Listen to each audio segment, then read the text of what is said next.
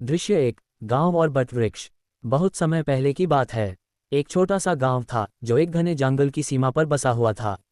उस गांव के पास एक बहुत पुराना और विशाल बटवृक्ष बरगद का पेड़ था।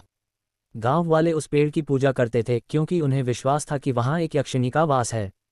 हर पूर्णिमा को लोग पेड़ के नीचे दूध, शहद और चमेली के फूल चढ़ाते थे और उससे सुख शांति की प्रार्थना करते थे। योजक चिन्ह, योजक चिन्ह, योजक चिन्ह। दृश्य दो, रात को जब सब सोते थे, चांदनी में वह यक्षिणी प्रकट होती थी। उसका नाम था कंचनलता।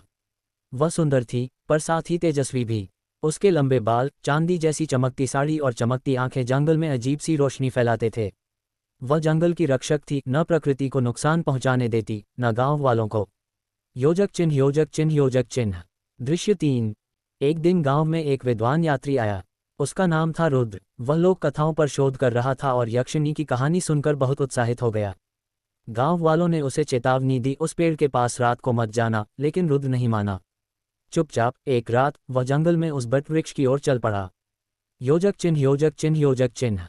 दृश्य चार, चांदनी रात में जैसे ही रुद्र पेड़ के पास पहुंचा, वहां उसे कंचनलता दिखाई दी, एक पत्थर पर बैठी शांति से। तुमने मेरी शांति क्यों भंग की, यात्री?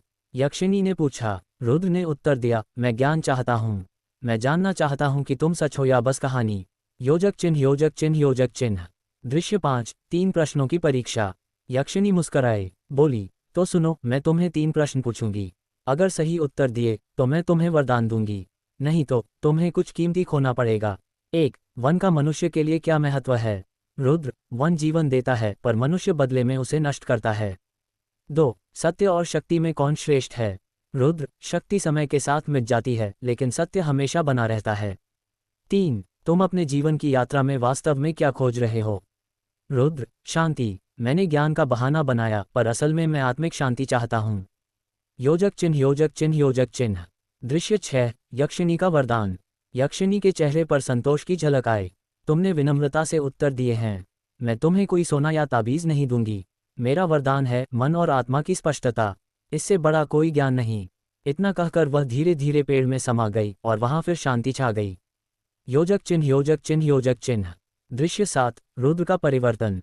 रुद्र गांव वापस लौटा पर अब वह पहले जैसा नहीं था। उसने अपनी यात्रा रोक दी और गांव में रहकर बच्चों को कहानियां सुनाना शुरू किया। उसने सबको प्रकृति का आदर करना सिखाया। बटवृक्ष अब भी खड़ा था, गांव के दिल की तरह। योजक चिन्ह, योजक चिन्ह, योजक चिन्ह। दृश्य आठ, अंतिम झलक। कहते हैं हर पूर्णिमा की रात जब जंगल में हल्की धुंध छा जाती है तो पेड़ के पास एक सफेद साया दिखाई देता है। वो कंचनलता यक्षिणी है, अब भी जंगल की रक्षा करती हुई। आने वाले किसी और सच्चे खोजी की प्रतीक्षा